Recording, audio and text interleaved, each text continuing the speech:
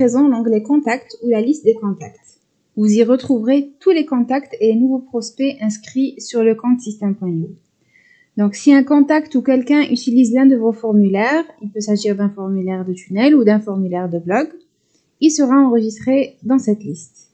Les informations que vous retrouverez ici sont tout d'abord la date à laquelle le contact a été ajouté à la liste, son adresse mail et les tags dont il est marqué.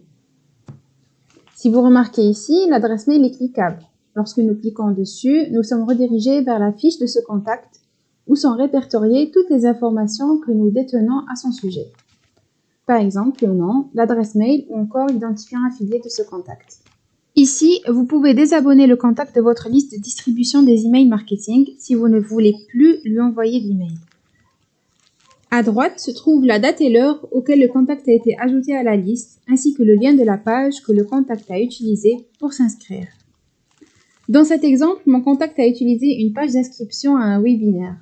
Si je clique sur le lien, je serai amené directement à l'éditeur de la page. Comme vous pouvez le voir, le contact a utilisé ce formulaire pour s'inscrire et a été ajouté à la liste des contacts.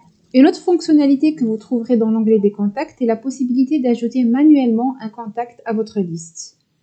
Il vous suffit de cliquer sur le bouton « Créer un contact », puis d'ajouter les informations requises le concernant.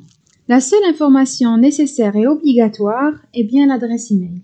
Vous ne pouvez pas ajouter un contact sans une adresse email valide.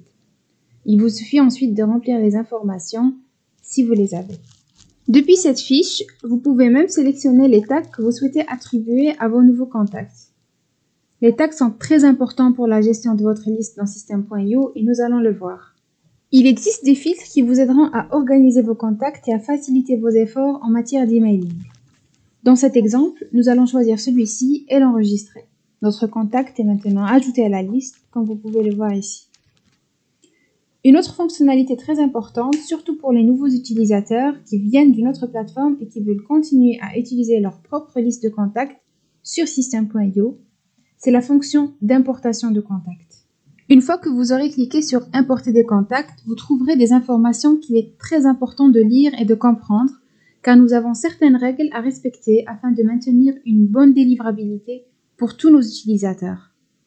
Après avoir lu les règles, vous choisissez le fichier à importer. Il doit s'agir d'un fichier au format CSV. Une fois le fichier téléchargé, vous devez choisir le type de délimiteur. Cela dépend vraiment du fichier que vous avez. Il faut ensuite organiser les informations du fichier.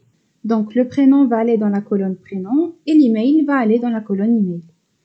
Vous pouvez ensuite cliquer sur Importer et c'est tout. Comme vous pouvez le voir ici, la liste a été importée.